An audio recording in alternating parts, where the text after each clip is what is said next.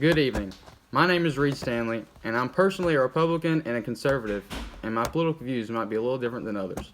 And for that, I'm here to talk about why socialism does not work and why it always fails. During my speech, I'll be talking about the countries that actually use socialism in their government, and I will be showing facts and proof that socialism fails. Now, to get started, I'll tell you guys about socialism and what it really is. Socialism is an economic and political theory that is pro-governmental power. Socialism is for governmental control of production, distribution, everything. It stands for equal pay for everyone and pretty much doesn't want an upper class, including millionaires and rich people like that. They want one social class that pays the same taxes, gets the same amount of income, and have the same meals, eat the same thing. It's all equal. Then you see like socialists today like Bernie Sanders. He's attacked President Trump because he wants him to pay more taxes because he's wealthy, and he also wants to raise the minimum wage to $15 everywhere. And that's what socialism is mainly about, which is governmental control. Now, I'd like to talk to you about the raising the minimum wage would not work. The raising the minimum wage would not help the lower class. Actually, it would actually hurt the U.S.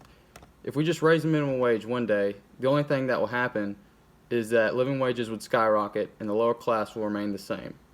Take California for an example. They're a Democratic state and they raised the minimum wage to $12. All it did was make more homeless people on the street, raise living expenses in the state, and if you look up the average cost of living in California, it's $57,315 a year. And that's according to CSNBC. And that's an income that's living in the lower class with a one-bedroom apartment that probably costs up to $900 in California. Now I'm going to explain why Cuba failed under socialism. So in 1959, Fidel Castro took over after the Revolutionary War in Cuba.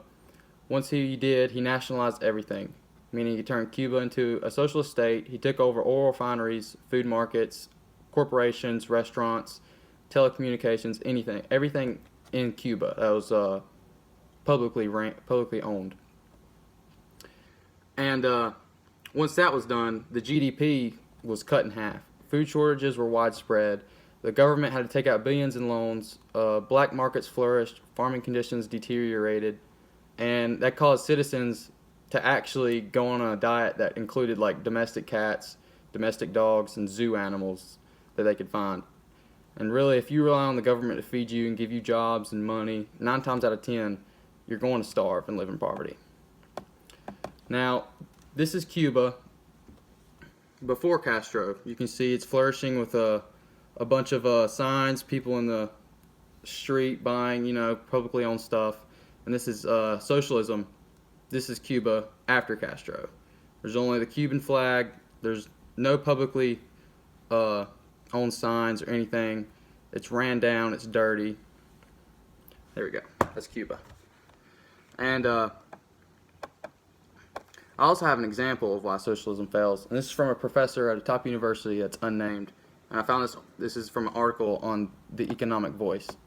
It explains that a professor had a class, and they all thought that Obama's socialism worked.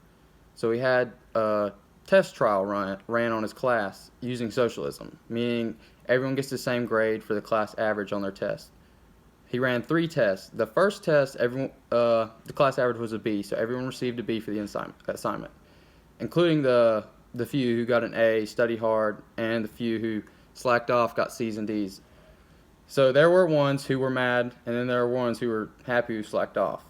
The second test, the class average was a D, and the ones who studied harder and got A's to help raise that class average started to become fewer and fewer. And the third test continued to get worse, and the result was an F. He then told the class, this is how socialism works, and how it will fail you because the reward is great, the effort is great, but someone who takes the reward and all that hard work and effort away to give to someone else who doesn't work as hard or doesn't work as much as you do, in the end, it's always the same.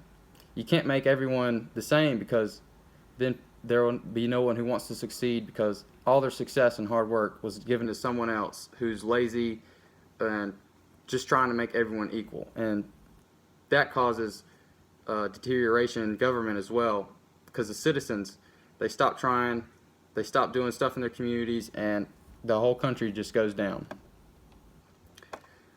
Now that I've shared my opinion about socialism, it's up to you to make the right decision and see through the fake news and let this speech be the reason why socialism will always fail. Thank you.